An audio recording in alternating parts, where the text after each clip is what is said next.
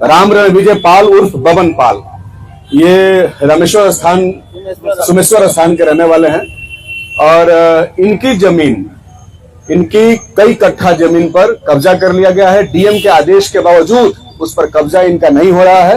ये भी अपने बारे में आपको बताएंगे। बाकी इधर सुदामा जी उपाध्याय, जिनको आप सब जानते हैं, यहीं से शुरू हुआ है, इनके बारे में कोर्ट का आदेश है और वो भी अपने बारे में आपको बताएंगे। लेकिन इसके पहले मैं कुछ आपको बता दूं। हम लोगों ने जिलाधिकारी को जब आवेदन दिया, उसके बाद प्रेस को हमने बताया, क्योंकि हमने जरूरी समझा। इसके पहले जिलाधिकारी से कई बार बातें होती रही, लेकिन बात बाहर नहीं आई और कार्यालयों में ही उसे दबा दी गई। उन बातों की, उन कागजों की हत्या कर दी गई।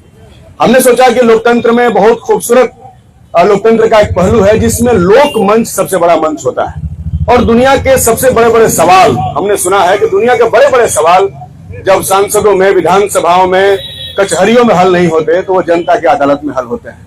तो जब इन तमाम लोगों के सवाल अदालतों के बावजूद इनको अधिकार नहीं मिले और कार्यालयों में नहीं मिले, तो ये लोग जनता के अदालत में हैं और जनता के अदालत के वकील हम लोग हैं। मैं हूं, मुन्ना बाबा हैं, सब हम जनता के वकील हैं और ये हमारी जिम्मेदारी है। इसको हमने खुद हासिल किया है।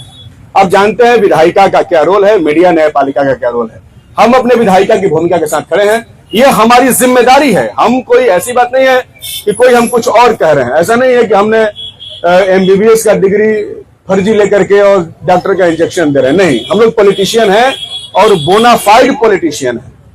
इसलिए ये हमारी जिम्मेदारी है कि हम जनता की बात को जनता और सरकार के समक्ष रख सके। हम लोगों ने देखा उस दिन जो हमारे करने प्रेस कॉन्फ्रेंस के बाद उसके जवाब में जो है प्रेस कॉन्फ्रेंस किया गया, तो आप लोगों ने तो महाभारत का कहानी सुना होगा। जब योद्धा का मुकाबला नहीं हो पाता है तो किसी शिखंडी को खड़ा कर दिया जाता है। तो हम शिखंडी से डरने वाले नहीं हैं और हम शिखंडी से मुकाबला करने वाले नहीं है। आपको मुकाबला करना है तो डायरेक्ट हमसे मुकाबला करिए और हमसे मुकाबला नहीं करना है। ये कोई मल्ल युद्ध नहीं हो रहा है और ना ही हम कुछ कह रहे हैं। हमने बहुत ही सामान्य तरीके से कहा कि साहब, माननीय न्यायालय जो आदरणीय है हमारे लिए और हम माननीय न्यायालय का आदेश को लागू करने अपने जीवन में भी और सार्वजनिक स्थानों पर भी उसको लागू करने के लिए बाध्य हैं। इसलिए माननीय न्यायालय ने सुदामा जी के मामले में कॉग्निजेंस लिया, संज्ञान लिया और उन्होंने एक आदेश पारित किया जिसमें साफ तौर पर उन्होंने लिखा, जिसको मैंने पढ़ करके पिछले दिनों सुनाया और उसकी बहुत सारी कॉपीज हमने कराया है। बहुत सारी कॉपीज हम जनता को भी देंगे, आप सबको देंगे। हम अपनी बात नहीं कर रहे हैं। ऐसा नहीं है कि ऐसे ऐसे कागज नहीं उड़ा रहे हैं हम, ऐसा नहीं है। हम कागज आपको पढ़वाएंगे, आप कागज पढ़ सकते हैं, देख सकते हैं। आप सब पढ़े लिखे व्यक्ति हैं, आप लोग जान सकते हैं कि कागज में क्या लिखा है। हम सिर्फ इतनी बात कह रहे हैं कि कोर्ट ने कॉग्निजेंस लिया है आपके ऊपर। कोर्ट ने कहा है कि आपने सेल डीड फर्जी बनाया है। कोर्ट ने कहा है कि आप जो कर रहे हैं प्रथम दृष्टया ही प्रतीत होता है कि काफी बड़ा फ्रॉड का खेल हुआ है और इनको 2-2, 3-3 तारीख देने के बाद कोर्ट में जाकर अपनी बात नहीं कर रहे हैं। फिर नेक्स्ट डेट 17 तारीख को है, ये जाए, इनके लिए बिलेबल वारंट है। ये कह रहे हैं कि कोर्ट का आदेश नहीं है, बीडब्ल्यू है। हमने तो पत्रकारों से कहा कि बीडब्ल्यू कब लागू होता है और एनबीडब्ल्यू कब लागू होता है, ये आप वकीलों से बात करके समझ सकते हैं। जब कोर्ट ने संज्ञान ले लिया, कोर्ट ने आपको बुलावा भेजा और आप नहीं जा रहे हैं, इसीलिए उन्होंने आपको बिलेबल वारंट जारी किया। अब आप बाध्य हैं जाने के लिए। जिस दिन आप जाएंगे उसके बाद से इस केस में ट्रायल शुरू होगा। तो हम तो साफ कह रहे हैं कि कोर्ट ने प्रथम दृष्टया प्राइमा फेसिया आपको माना है कि आप दोषी हैं। आपने सुदामा जी उपाध्याय की जमीन अपने होटल में जबरन आपने मिला लिया है, वो इस बात से सहमत है। आप जाकर के साबित करिए कि हमने नहीं किया है। आप ये सब तमाशा प्रेस कॉन्फ्रेंस करने की जरूरत नहीं है, आपको तो जाके साबित करना है। हम तो ऐसा नहीं है कि बैठ करके ऐसे ही कोई मनगढ़ंत आरोप लगा रहे हैं। हम तो सीधे, हमारे पास सबूत है, इसलिए आप जा करके वहां करिए। यहां तक कि इनके पास तो पूरा सबूत है, अपने बारे में बताएंगे।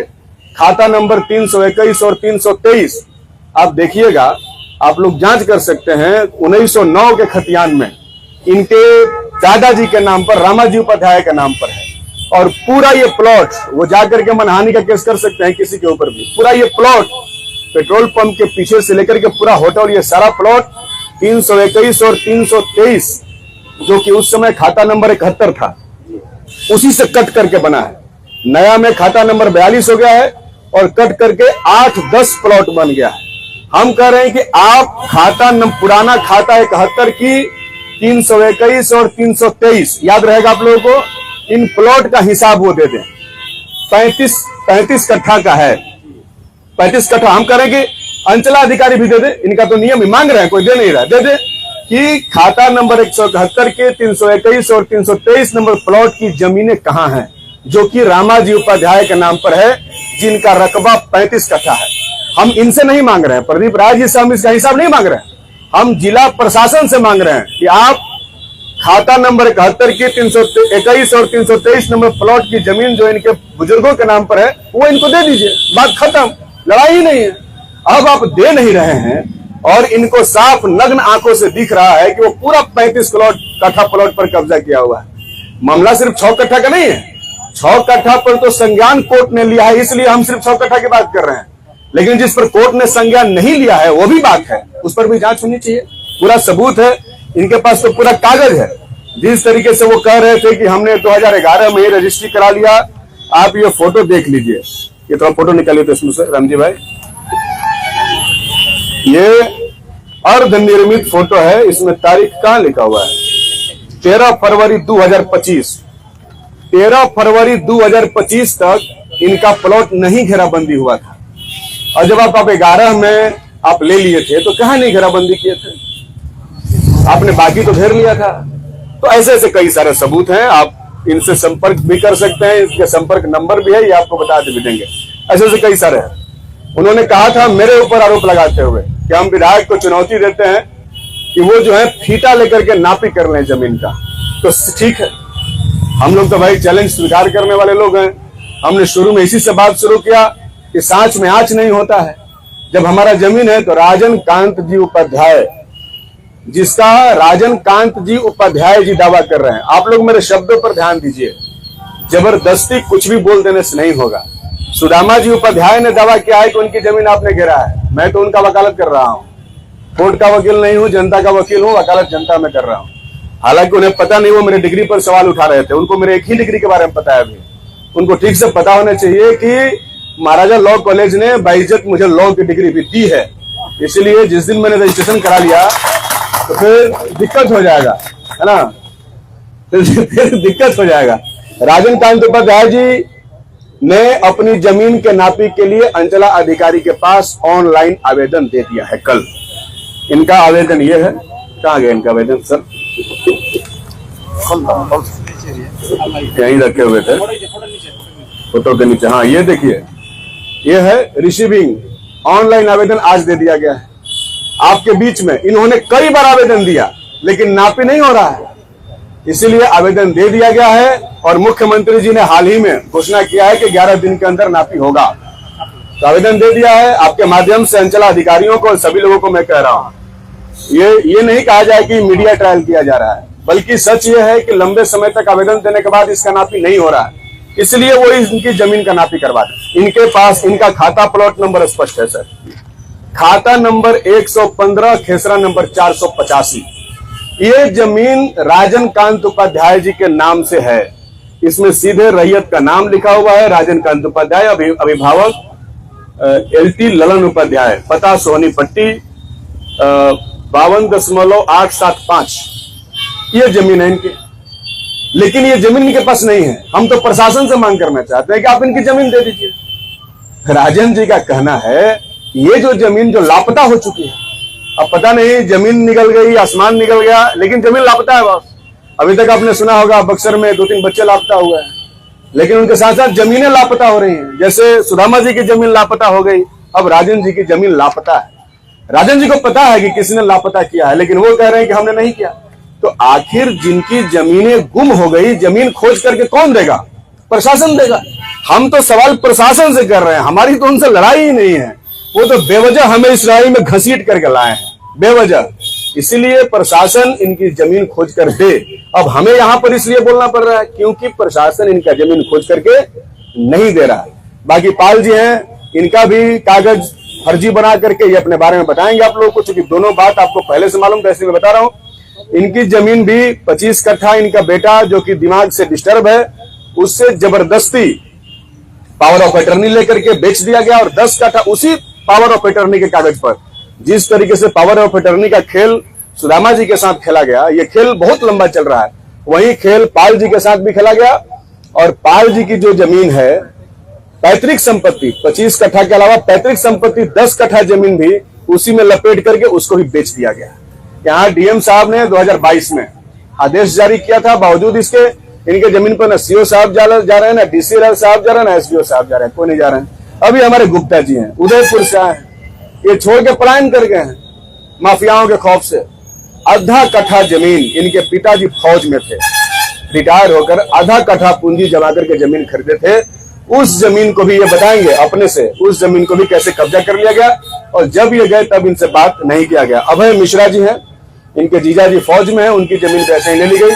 तो इसलिए मैं चाहता हूं कि पहले पीड़ित पक्ष अपनी बात संक्षेप में रखें, इसके बाद कौन कहाँ है वो, इनका मामला है, वो दूसरा मामला है, आपका हम बताएंगे, आपका एक बात करेंगे, आप रुक जाइए। इनका ऐसा देखिए, बात यह है कि जब लड़ाई शुरू होती है तो कई सारे मामले आते हैं। तो इसलिए जितने देहात में, गांव में जमीनें लूटी गई, कई सारे मंदिरों में दान जमीन लोग अपने नाम पर करवा के बेच दिए, वैसा ही इनका मामला है। बहुत जरूरी मामला है, तो आप पर बात होगा। यहाँ हरिकृष्णपुर का मैटर है, वहां की मंदिर का जमीन राम जानकी के नाम पर ये किया गया, और कुछ लोगों ने उस जमीन को अपने नाम पे करा करके उसको भी सेल कर दिया। तो ये खेल, अब बड़े बड़े खिलाड़ी खेल खेल रहे हैं, तो छोटे छोटे खिलाड़ियों की वैसे ही मौत हो जाती है। इसलिए मैं समझता हूं कि यही बात है और बाकी कोई बात नहीं है, बाकी कोई बात बनाने वाली बात नहीं है। मुन्ना बाबा भी अपनी बात रखेंगे, रामजी भाई भी रखेंगे, और मैं चाहता हूं कि वो उधर से, वो आर्मी के जवान है, संक्षेप में 2-2 शब्द में अपनी बात को रखेंगे। आप माइक में अपनी बात को रखें। सोनू पांडे, सोनू कहाँ है भैया? हम लोग क्या रखेंगे, एक आदमी ब्रीफ कर रहा है ना भाई, क्या सब कोई व्यक्ति ब्रीफ थोड़ा नहीं करेगा।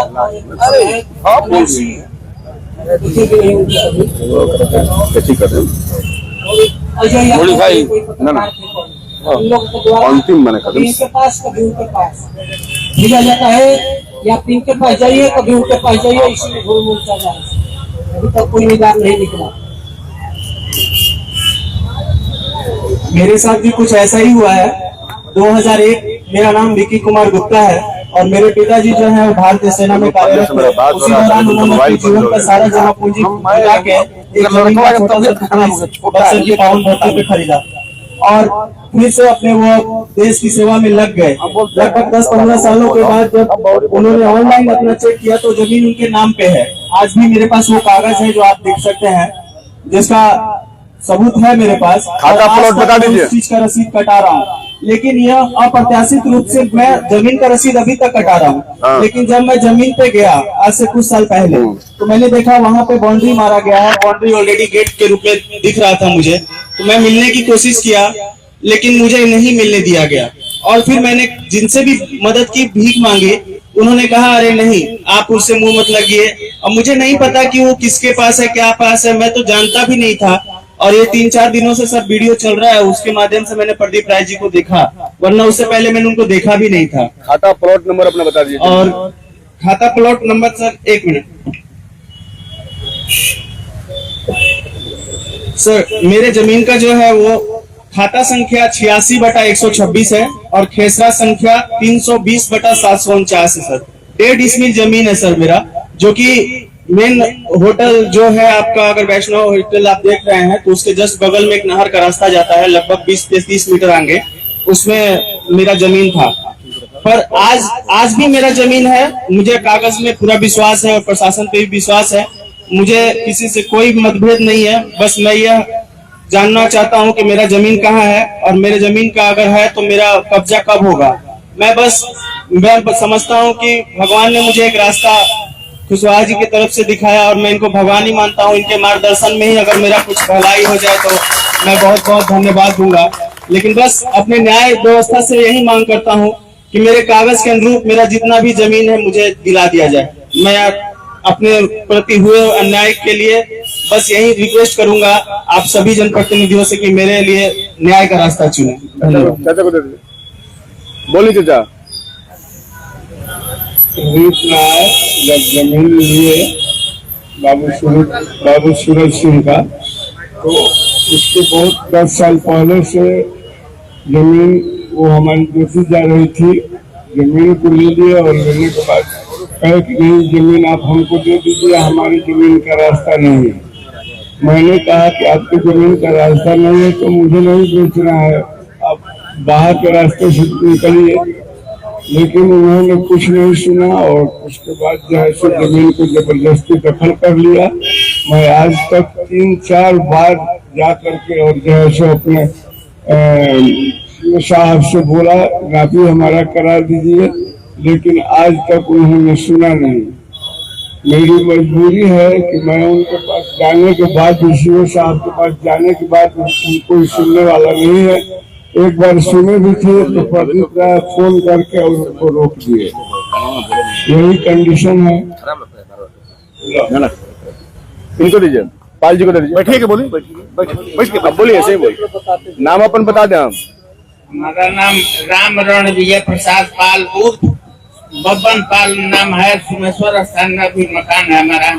वहीं पर 25 कट्ठा जमीन अपने लड़के के नाम से, एकमात्र लड़का है नाम से लिया था और उसको फर्जी तरीका से अटर्नी लिखवा करके सब बेच दिया था और उसका दाखिल खारिज सब करा लिया। उस दाखिल खारिज के खिलाफ हम अंचल कार्यालय से भी गए, वहाँ से भी हमारे खिलाफ हुआ। फिर DCL साहब के यहाँ गए, वहाँ भी हमारे खिलाफ हुआ। फिर जिला पदाधिकारी के यहाँ गए, वहाँ से हमारे पक्ष में हुआ, सब टूट गया। मुकदमा के दौरान सब लिखा हुआ दाखिल खारिज कराए हुए है। उसके पश्चात 10 कट्ठा जमीन हमारा पैतृक संपत्ति है, जिसका 20 वर्ष से मुकदमा चल रहा है बक्सर कोर्ट में, हाई कोर्ट में भी है। उसको भी रोक लगा हुआ है। उसके बाद भी जबरदस्ती रूप से खरीदी करा करके करने लिखवा लिया और सब अपने दस्तखत से बेचा है। लड़का कुछ जानते नहीं करता है और फर्जी मुकदमा किया है। 2014 में हमारा उसका सोनाथ राय है, फर्जी मुकदमा किया था कि हमारा जमीन के लकड़ी काट ले गए हैं, जबकि हमारा वो जमीन है। और कह करके हमको फंसा दिया। हाजिर भी नहीं हुआ कोर्ट में। 6 वर्ष में 8 वर्ष चला केस। उसके बाद हम बरी हो गए। हमको हमारा पोता को इस में फंसा दिया। ठीक, उनको दीजिए। हेलो, अपन परिचय दे। जी मेरा नाम हृदय उपाध्याय है, पिता का नाम सुदामा जी उपाध्याय। जब मैंने देखा प्रदीप राय जी अपना पेपर दिखा रहे थे, पेपर में ये नहीं बता रहे थे कि कौन कौन से प्लॉट का उनको पावर दिया गया है। पावर सिर्फ दिया गया था प्लॉट में 948, जो कि सिर्फ 3 कट्ठे का प्लॉट है। वो आप नक्शे में भी देख सकते हैं, खतियान में भी देख सकते हैं। और 950 वो सिर्फ 5 कट्ठे का। टोटल मिलाकर 8 कट्ठे का उनको प्लॉट दिया गया था पावर। वो तो 8 कट्ठे के बदले 10 कट्ठा उसी समय बेच दिए, 2 कट्ठा बढ़ाकर उसी समय बेच दिए। उसके बाद 5 साल बाद उनको याद आया, अरे ये तो पावर ऑफ अटर्नी का प्लॉट छूट ही गया है 937 का। उनका उस समय पावर ऑफ अटर्नी में नहीं दिखा कि ये प्लॉट 937 छूट गया है। उनको 5 साल बाद याद आया। तो 5 साल बाद याद आया तो क्या किया कि एक सिक्योरिटी पत्र बना है, फर्जी सिक्योरिटी पत्र 50 रुपए का स्टाम्प पर। सिक्योरिटी पत्र में साफ साफ लिखा है हमारी श्री पूजनी देवी, हमारे पिताजी सुदामा जी उपाध्याय, ललन जी उपाध्याय का उसमें नाम भी है। और लिखा गया कि 4/11/2016 को इन्होंने एक सिक्योरिटी पत्र दिया है, जिसमें 938 प्लॉट जो पावर ऑफ अटर्नी दिया गया था वो छूट गया है। जबकि शिव पूजनी देवी तो मर गई थी 2013 में। तो हमको नहीं पता कि वो स्वर्ग लोक में गए थे उनसे अंगूठा लेने के लिए कि कहाँ गए थे, हमको नहीं पता है। जो व्यक्ति मर गया 2013 में, वो अंगूठे का निशान कहाँ से आएगा 2016 में? ये तो सरासर दिख रहा है कि साफ फर्जी है। जो दिखा रहे थे वो लहरा का पेपर दिखा रहे थे ऐसे ऐसे कि देखिए ये पावर अटर्नी हमको मिला है, ये मिला है। ये नहीं बताया कि कहाँ से मिल गया। वो सारा सब फर्जी बनाकर ये कोर्ट ने साफ साफ लिखा हुआ है कि ये जो 938 प्लॉट है इसका कोई पावर नहीं दिया गया। यहाँ पर देखेंगे तब वो लिखा गया है ये पावर ऑफ अटर्नी में 938 का पावर नहीं दिया गया है। इसको फर्जी तरीके से सेल डेट बनाया गया है और फर्जी सेल डेट को यूज किया जा रहा है असली में। एक कोर्ट ने साफ साफ कहा है। आप लोग सब लोग देख सकते हैं। ये जो प्लॉट है, ये जो मैं खतियान दिखा रहा हूँ 938, ये 321 का प्लॉट है। ये 321 से बना हुआ 938 प्लॉट है। और जो पावर दिया गया था वो 323 का दिया गया था प्लॉट। 323 से बना 948 950। ये जो मेरा प्लॉट है ये 321 से बना हुआ 938 है, उससे कोई लेना देना नहीं है। इसका चौहद्दी अलग है, पावर पटर्नी का चौहद्दी अलग है, सब अलग है, कोई किसी से रिलेट नहीं है। फिर भी मतलब रजिस्ट्री ऑफिस में रजिस्ट्री हो गया, फर्जी कागज। और उसका म्यूटेशन देखिए, आम लोग का म्यूटेशन होता है 2 महीना, 6 महीना, 8 महीना। इनका म्यूटेशन सिर्फ 20 दिन के अंदर हो गया। 20 दिन के अंदर होकर रजिस्ट्री कट गया। अब वो कह रहे थे कि देखिए हमारे पास डिग्री है डीसीएलआर का। अरे डीसीएलआर तो भाई आपके पक्ष में बोलेंगे, आप इतने बड़े आदमी, आप इतने बड़े मैंने हमने आपको कैसे जाएंगे खिलाफ? वो खिलाफ जाएंगे, आम आदमी के जाएंगे। एडीएम साहब के हम लोग गए थे, तो एडीएम साहब भी कहां से जाएंगे? आपके डिसीजन होने से पहले 2-3 दिन पहले जाकर खुद मिले थे, अपने पर्सनली मिलकर सीधा अपने पक्ष में करा लिए। अब इतने बड़ा आदमी जाएंगे तो भाई जाहिर सी बात है कि मैंने प्रशासन तो अपने कैसे मान जाएगा? हम लोग का न्याय कहां से मिल पाएगा? हम लोग का न्याय सिर्फ मिला है, न्यायालय से मिला है, जो कि न्यायालय ने सही माना है कि जी हाँ, ये जो भी बनवाया है डिट सीधा फर्जी है। आपने अपने शब्दों में न्यायालय ने लिखा हुआ है कि ये डिट फर्जी है। जी और यहाँ आम आदमी तो छोड़ दीजिए, जो हमारे सेना के जवान सीमा पर देश के लिए शहीद होने के लिए तैयार हैं, उनके साथ भी। और अभी आपने जो मिश्रा जी की बात सुनी, वो जिनकी बात कर रहे थे वो कारगिल का युद्ध लड़ चुके थे। कारगिल में युद्ध उन्होंने लड़ा, उनकी जमीन के साथ ये सब हो रहा है। और अभी इंडियन नेवी में एक लड़का है सोनू पांडे, उन्होंने सोशल मीडिया में उन्होंने किया। उनके पिताजी परशुराम पांडे जी यहाँ पर उपस्थित हैं और ये बताएंगे कि इनके साथ क्या हो रहा है। आप सुन लीजिए। खड़ा हो जाइए, पीछे बने हुआ है। सर, मैं परशुराम पांडे एलपीटी कॉलेज में मैथमेटिक्स का प्रोफेसर हूँ और हमारे बहुत अपडेटेड कॉलेज के आप लोग हर जानते करते हैं क्या कैसे जुटा है, क्या होता है। इसी तरह अपने बच्चों को परिवहन किए और दोनों लड़के मेरे फौज में है। 2.25 कट्ठा जो बोलेगा 1627 प्लॉट में सरस्वती मंदिर के पास और खाता नंबर 45 है। आज 2015 में गारंटी कर रहे हैं, वहाँ पर लगा कि बस स्टैंड बनेगा या चकरोट बनेगा, तो मेरा जमीन सट रहा है रोड के किनारे। इन लोगों को लालच हो गया कि बहुत कीमती जमीन हो गई। और हमारे जब हम घेराबंदी करने जाते हैं, जान मारने की धमकी देते हैं। हमारे सभी परिवार, हम भी कोई ऐसा रोग नहीं है जिसमें मेरा पूरा परिवार दुखित है। इन लोगों से हम लोग को क्या कर देंगे? किसी तरह से गरीब आदमी है, हम किसी तरह से अपने काम चलाते हैं। अब सभी का जात मेरा है, टोटल रसीद कटा है, एलपीसी है, डीड है।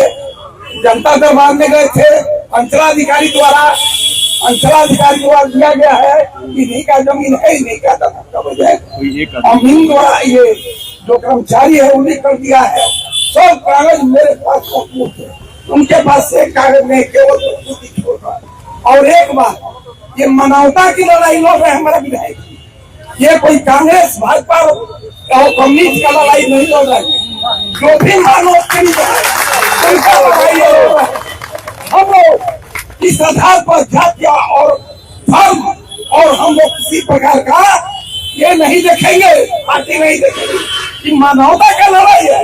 हम लोग सभी लोग मिलजुल कर फैसला करेंगे। इस आतंक के विरोध में जो लड़ रहे हैं हमारे विधायक, इनको हम पूर्ण रूप से साथ देंगे। सर प्रोफेसर भी है, आप समझ लीजिए। इनके साथ ऐसा हो रहा है। इनका बेटा, एक बेटा को भेजे हैं भारतीय टॉपर मैथमेटिशियन है, एक बेटा को भेजे हैं आपके समुद्री तट की रक्षा करने के लिए, और यहीं पर वो सुरक्षित नहीं है। और प्रशासन को बिल्कुल आंख में किसी भी प्रकार का कोई शर्म नहीं है। ये तो पर्सनल चीजें थी, कुछ सार्वजनिक जगहों पर भी भयानक कब्जा है। अब यहाँ पर आए हुए हैं चित्रगुप्त कॉलोनी है, नगर है, चित्रगुप्त नगर के कुछ लोग, उसमें से एक आदमी आकर अपनी बात रखेंगे, एक आदमी कोई आ जाएंगे मान लेंगे, हाँ वो बात रखेंगे। और दूसरा जो चर्चित मामला है बक्सर का, 400 रोड का पोखरा है, सुना है आप लोग? तो ये तो उसके साथ पोखरा भी, उसका भी कागज पत्र है पोखरा का, उसमें हम लोग PIL में जाएंगे बाबा, उसमें हम लोग PIL में जाएंगे, किस तरीके से पोखरा कब्जा करके उसका भी बंदरबांट 400 का जो पोखरा है और पूरा सार्वजनिक 3 एकड़ 15 डिसमिल जमीन वो पूरा का पूरा बंदरबांट किया जा रहा है इन लोगों के शौकीन लोगों के द्वारा। और बाकी सार्वजनिक संस्थानों की स्थिति आप सब इसी दौर में मैं बता ही दे रहा हूं, उसके बाद ही अपनी बात रखेंगे। बक्सर नगर परिषद अभी तक उनसे 1 रुपया होल्डिंग टैक्स नहीं ले पाया, अभी तो जमीन का मामला था। खेल कितना लंबा है आप समझिए, कितना लंबा खेल है, होल्डिंग टैक्स नहीं ले पा रहा है नगर परिषद। इतने बड़े इतने ताकतवर आदमी हैं कि कोई होटल में जाता नहीं है मांगने, कोई मिलता नहीं है, खरीद दिया जाता है, सिपाही गार्ड रखे गए हैं। तो नगर परिषद गरीबों का होल्डिंग टैक्स लेने के लिए बेचैन है। गरीब आदमी घर पर होल्डिंग टैक्स के छापे पड़ रहे हैं, लेकिन अमीर आदमी का होल्डिंग टैक्स लेने का फुर्सत। तो नगर परिषद पर भी सवाल, हमारा सवाल प्रशासनिक संस्थानों पर है, इसको निजी लेने की जरूरत नहीं है। ये व्यक्तिगत, हमने कोई व्यक्तिगत सवाल तो किया नहीं, हम तो कुछ कह नहीं रहे हैं। सारे लोग जो पीड़ित लोग हैं वो अपनी बात कह रहे हैं और हम तो नगर परिषद से कह रहे हैं कि भाई साहब गरीबों का होल्डिंग टैक्स लेने के लिए जितनी बेताबी है, अमीरों का होल्डिंग टैक्स क्यों नहीं ले रहे हैं, ये हमें अभी पता चला। तो इसलिए लोग बता रहे हैं, जब बातें छेड़ दी गई तब चल रहा है। आप सोशल मीडिया में भी देख रहे हैं कितने लोग, सैकड़ों लोग हैं जो प्रभावित हैं, धीरे धीरे करके आ रहे हैं। आने वाले समय में वो लोग भी आएंगे। तो आप चित्रगुप्त नगर वाले लोगों से उनके मोहल्ले का, वो सार्वजनिक मामला है पूरा, उनके बारे में सुन लीजिए। तुम अपन परिचय देखो। अरुण श्रीवास्तव, चित्रगुप्त नगर, इटारी रोड, बक्सर। पेट्रोल टंकी से पूरा मिनी मकान है, 300 मकान। रास्ता बंद हो गया है, उधर बिहार सरकार भी जमीन है और रास्ता प्लॉटिंग हुआ है, लेकिन रास्ता बंद कर दिया गया है। मैं अनुरोध करूंगा, इनके द्वारा किया गया, प्रदीप राय के द्वारा बंद किया गया है। हम लोग कहते रहे, रोड भी जाम किए, CO का एप्लीकेशन भी दिए, DM साहब को एप्लीकेशन दिए, सबको दिए। सरकारी कर्मचारी आए नापे और फिर भी हट के चले गए। CO साहब आश्वासन दिए कि हो जाएगा, लेकिन आश्वासन करने का भी हम लोग का मन दुखित है। आज तक से हम लोग का रास्ता नहीं हुआ। 300 मकान है, बेटी बहन कीचड़ में हेल कर जाती है और कोई काम नहीं होता है। वो बोलेंगे, पूछिए तो वो बोलेंगे। और कह रहे हैं कि पैसा चाहिए तो रास्ता खुलेगा, हमें तो नहीं खुलेगा। तो बताइए, हम लोग आधा काटा एकड़ का मकान लेकर बनाए हैं लड़का बाल बच्चा पढ़ाने के लिए, फिर भी हम लोग का क्या करें, कहाँ से हम लोग को पैसा दे? हम तो लोग पैसा जमीन खरीद के घर द्वार बना दिए, कहाँ से करें? देखिए आप लोगों ने क्या स्थिति है। तो सभी लोगों ने अपनी अपनी बातों का आपके बीच में बात हो जाएगी, अभी बात हो जाएगी 2 मिनट, बता ना। वीडियो कॉल पे कर सकते हैं, ऑडियो भी बोल सकते हो, वीडियो में दिख जाएगा। आप लोग लाइन में बने रहिए, तब तक हम लोग अभी बहुत सारे। दरअसल इस बात को समझना है कि बातें कौन कर रहा है। बातें मुन्ना तिवारी जी, अजीत कुशवाहा जी या रामजी भाई नहीं कर रहे। देखिए हमारे भाई परेड में है, इन्हीं के जमीन का मामला है और इनके साला आए थे अभय मिश्रा जी। ये आपके बीच में कहने के लिए आ सकते थे अगर ये परेड नहीं होता। सोचिए, देश का सिपाही परेशान। बोलेंगे आप? माइक में बोली, माइक लगाओ तो नहीं बोली कहने भावे पर।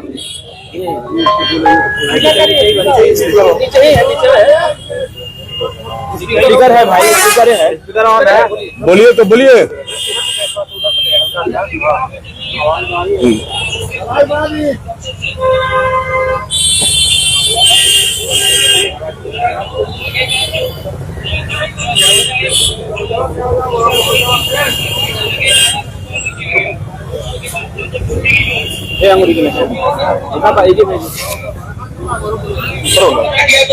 जब मैं जाके मिला, मुकेश पाठक बोला है कि मेरे को मत बताओ, आप जाके जो कहना है तो प्रदीप राय ने वो रास्ता घेर लिया है। तो बोला कि भाई तुमने रास्ता दिया है, नजरी नक्शा में 10 फीट का रास्ता है, है, तो फिर मेरा रास्ता कैसे गिर गया?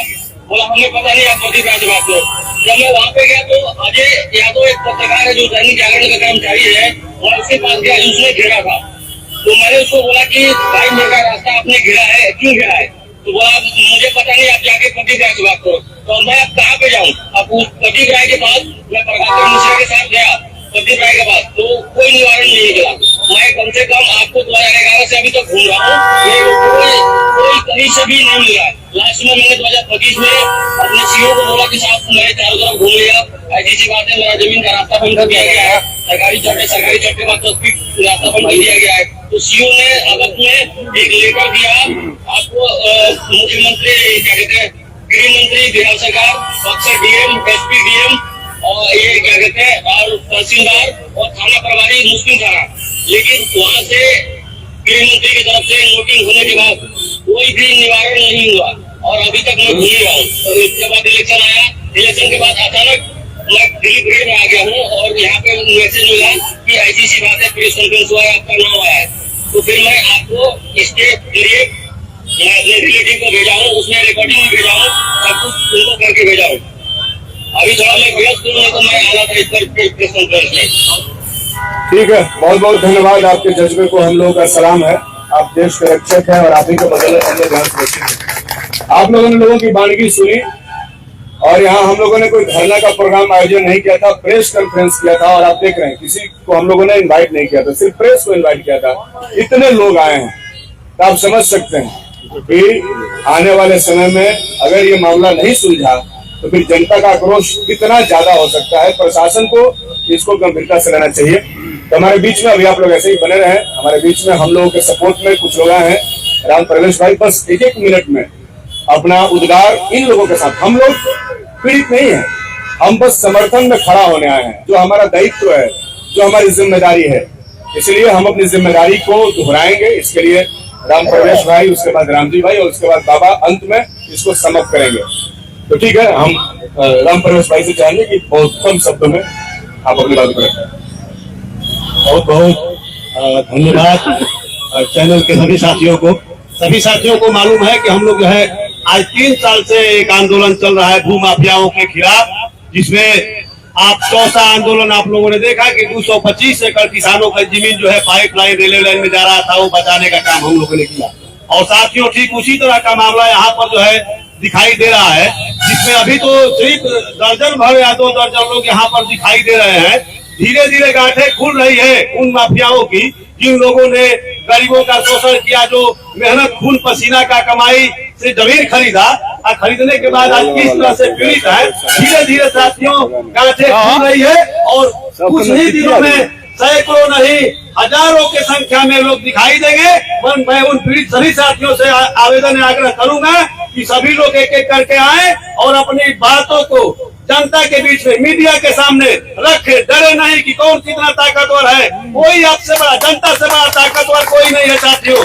इसलिए मैं इतना ही कहूंगा कि एक एक आदमी जिनके साथ ऐसा हुआ है, सब लोग खड़ा हो, उनके साथ हम सभी लोग और सारी जनता खड़ा है और जवाब देगी जहां जरूरत पड़ेगा वहां।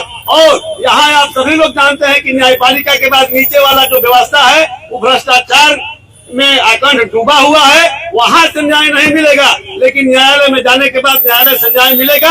और फिर जो जनता के प्रतिनिधि और हम सब साथी आप लोगों के साथ खड़े हैं। साथियों, एक नारा बुलंद कीजिए कि जब जब जुल्म में जुल्म करेगा सत्ता के हथियारों से,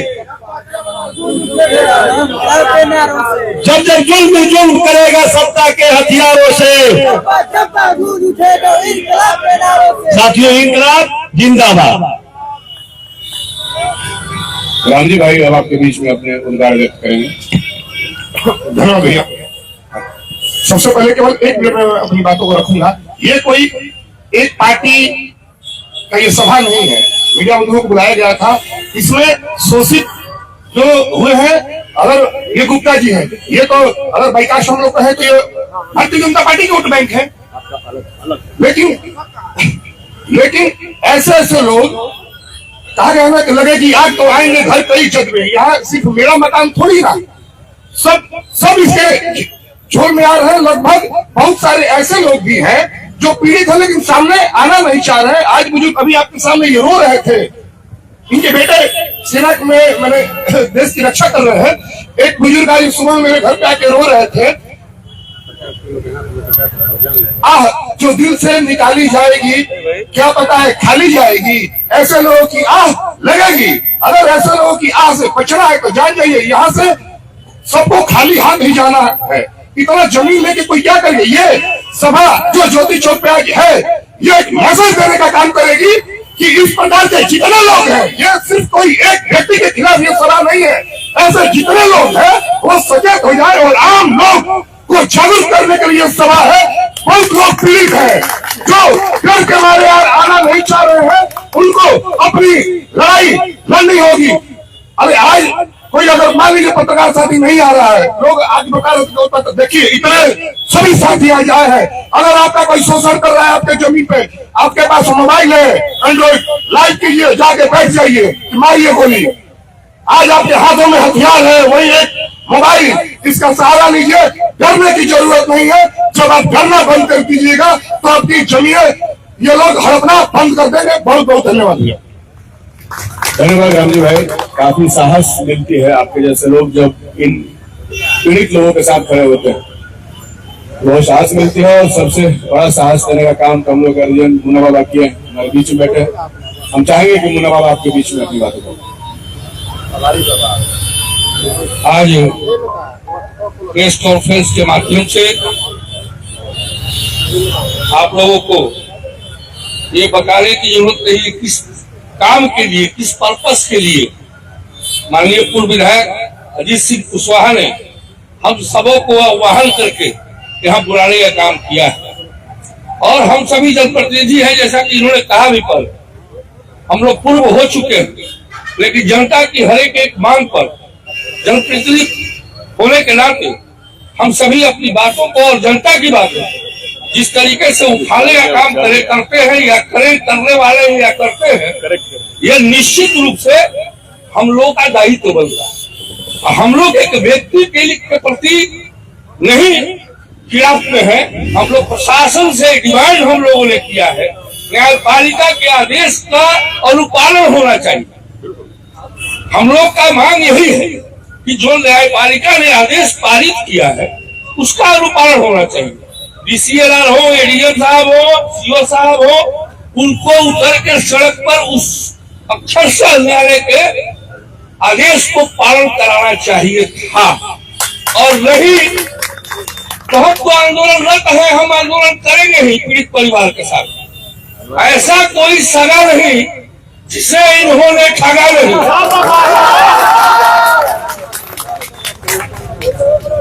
और इतना है कि हम सभी हमेशा 24/7 बक्सर की, जुबराव की, ब्रह्मपुर की, राजपुर की जनता की सेवा करने के लिए जिस तरीके से उपलब्ध रहते थे उसी तरीके से आज भी हम उपलब्ध हैं। हम कहीं आप लोगों के बीच से हम सभी जाने वाले नहीं हैं। हम लोग धरती पकड़ है, हम लोग खेत खलिहान घूमने वाले लोग हैं, हम लोग मानवता के प्रति सजग रहने वाले लोग हैं। हम लोग कोई अंगुली हमें छोड़ना है तो कल या लोगों का भर्ती है लेकिन दिखा दे मेरा ऐसा नहीं है। हम लोग शक्ति के साथ हम लोगों ने अल्टीमेटम दिया है जिलाधिकारी महोदय को कि अगर आपने समय रहते जवाबदेही अपनी तय नहीं की तो सड़कों पर तो आंदोलन होगा ही। माननीय मुख्यमंत्री के दरबार में भी हम सभी दोनों विधायक पीड़ित परिवार को ले जाके जिले जाने का काम भी हम लोग करेंगे। हम लोग छोड़ने वाले नहीं है किसी को, किसी एक व्यक्ति को हम लोग छोड़ने वाले नहीं है। ऐसे लोगों को हम लोग चैलेंज स्वीकार भी करते हैं और चैलेंज देने का भी काम करते हैं। ऐसा नहीं है कि हम सभी भाई 37 वर्ष का अनुभव है, 8 चुनाव लड़े हैं।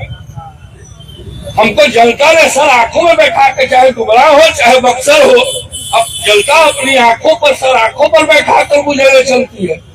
और हम महागठबंधन के सिपाही हैं, तो हम सिपाही हैं, हम डरने वाले थोड़े नहीं है किसी से। हम लोग ये शोषित पीड़ित परिवार के साथ खड़ा है, थे और रहेंगे। बहुत बहुत धन्यवाद। हम निहत्थे लोग इनकलाब से तनी हुई मुट्ठी ही हमारी ताकत है। हम संगीनों के साए में नहीं हैं और संगीनों से हमें किसी प्रकार का डर भी नहीं है, इसलिए धमकी देना उचित नहीं है। और हमने जो सवाल किया, हमने नहीं सभी लोगों ने किया, उसका उचित फोरम में जवाब दिया जाए। इसलिए हम चाहेंगे कि कोर्ट का जवाब कोर्ट में देना चाहिए और समय से देना चाहिए। इसलिए हमें ज्यादा छेड़ने की